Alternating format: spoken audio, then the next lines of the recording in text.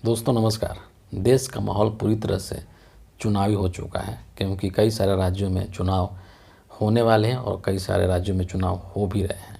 ऐसे में पार्टियों के जो नेता हैं वो चुनाव क्षेत्रों में चुनाव प्रचार में लग गए हैं। खुद के लिए चुनाव प्रचार कर रहे हैं या अपनी पार्टी के प्रत्याशियों के लिए चुनाव प्रचार कर रहे हैं।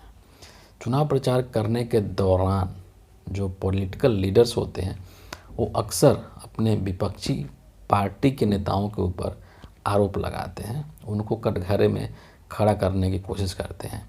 और कई बार आरोप प्रत्यारोप का ये जो दौर है ये इतना ज़्यादा बढ़ जाता है कि नेता लोग अपनी गरिमा या अपनी मर्यादा को भूल जाते हैं और अक्सर उनके जो बोल हैं वो बिगड़ जाते हैं। वो असभ्य भाषा का इस्तेमाल करने लग जाते हैं और विवादित बयान देने लग जाते हैं। ऐसा ही एक वाक़या भी हुआ है छत्तीसगढ़ के अंदर। छत्तीसगढ़ में चुनाव हो रहे हैं, आप सबको जैसा कि पता है। और छत्तीसगढ़ के अंदर एक विधानसभा क्षेत्र है जिसका कि नाम भरतपुर सोनहत है। और भरतपुर सोनहत विधानसभा क्षेत्र की एक भाजपा भारतीय जनता पार्टी की प्रत्याशी हैं जिनका कि नाम है रेणुका सिंह। रेणुका सिंह ने अपने एक चुनावी रैली में, एक जनसभा में एक बहुत ही अमर्यादित बयान दिया है सोनिया गांधी को लेकर के। और इन्होंने सोनिया गांधी को कहा कि उसको धक्के मार करके इटली भेज दो। दरअसल इनसे ये सवाल पूछा जा रहा था कि अक्सर ऐसा होता है, बहुत सारे चुनाव में हम लोग देखते हैं, तो उसी तरह से कुछ यहाँ हो रहा था कि इनसे लोकल प्रत्याशी और बाहरी प्रत्याशी को लेकर के इनसे सवाल पूछा जा रहा था। और इसी सवाल के ऊपर ये मतलब इतनी भड़क गए कि इन्होंने सोनिया गांधी को बोल दिया कि उनको धक्के मार करके इटली भेज देना चाहिए, उसके बाद हमसे सवाल पूछो।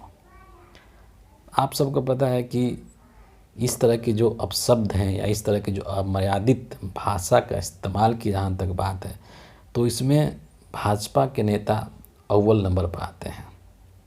अक्सर हर चुनाव में भाजपा के नेता इस तरह के भाषा का इस्तेमाल करते हुए देखे जाते हैं। लगातार किसी भी चुनाव में आप देख लीजिए, तो ये एक तरह की नई बात नहीं है। और दूसरी चीज़ कि इनको ऐसा लगता है कि सवालों का सामना करने की इनको आदत ही नहीं है। कोई भी सवाल करता है ये तुरंत उल्टा जवाब देती है, चाहे वो कोई भी नेता हो बीजेपी का। और दूसरी चीज़ ये है कि इनके अंदर मतलब ऐसा लगता है कि सहनशीलता जो है वो नहीं के बराबर है। ये बर्दाश्त नहीं कर सकती हैं कि इनके ऊपर कोई क्वेश्चन मार्क लगाए या इनसे कोई सवाल पूछे, क्योंकि इनके पास ऐसा लगता है कि उस सवाल का जवाब ही नहीं है। इसीलिए अपशब्द या उल्टा बोलने की कोशिश करते हैं और उसके माध्यम से अपने अंदर की जो भड़ास है या अपने अंदर की जो बौखलाहट है उसको बाहर निकालने की कोशिश करते हैं। बहरहाल जब इस तरह का बयान रेणुका सिंह के द्वारा दिया गया सोनिया गांधी को लेकर के, तो इस पर कांग्रेस के लोगों ने निशाना साधा। और छत्तीसगढ़ के जो कांग्रेस के अध्यक्ष हैं उन्होंने जो है इस पर बहुत ही आपत्ति दर्ज कराई और इसकी कड़ी निंदा की, भर्त्सना की। और उन्होंने सोनिया गांधी के लिए ये कहा कि सोनिया गांधी इस देश की बहू हैं, उन्होंने यहाँ पर शादी की और पूरा जीवन उन्होंने देश के लिए न्यौछावर कर दिया। इतना ही नहीं बल्कि उनके अंदर त्याग की इतनी भावना है कि उन्होंने प्रधानमंत्री की कुर्सी तक को त्याग दिया। और इस तरह की महिला के लिए ऐसे निम्न स्तरीय शब्दों का इस्तेमाल करना शोभा नहीं देता है। लेकिन एक बात कहते हैं ना दोस्तों कि घर में या कहीं भी जो बड़े लोग जिस तरह की हरकत करते हैं या बड़े लोग जो करते हैं, अक्सर जो छोटे होते हैं उनको फॉलो करते हैं। और ये बात बीजेपी के ऊपर बहुत ही सटीकता के साथ बैठता है। आप बीजेपी का कोई भी नेता देख लीजिए, बड़े से बड़ा नेता, और आज की तारीख में नरेंद्र मोदी से बड़ा नेता कौन है बीजेपी के अंदर? उनका कद तो पार्टी से भी ज़्यादा ऊंचा है। और नरेंद्र मोदी की खुद की भाषा देख लीजिए कि इन्होंने कितने अमर्यादित और भाषा का इस्तेमाल किया है, कितने अपशब्दों का इस्तेमाल किया है, न सिर्फ सोनिया गांधी के लिए बल्कि विपक्ष के अनेकों नेताओं के लिए। तो कहने का मतलब ये है कि जिसका जो बॉस है, जिसका बॉस इस तरह की भाषा का इस्तेमाल कर रहा है तो उसके फॉलोअर्स का क्या हाल होगा। फॉलोअर्स भी तो उसी तरह की भाषा का इस्तेमाल करेंगे, उसी के पदचिन्हों पर चलेंगे। तो अपशब्दों का इस्तेमाल करना बीजेपी के लिए कोई नई बात नहीं है।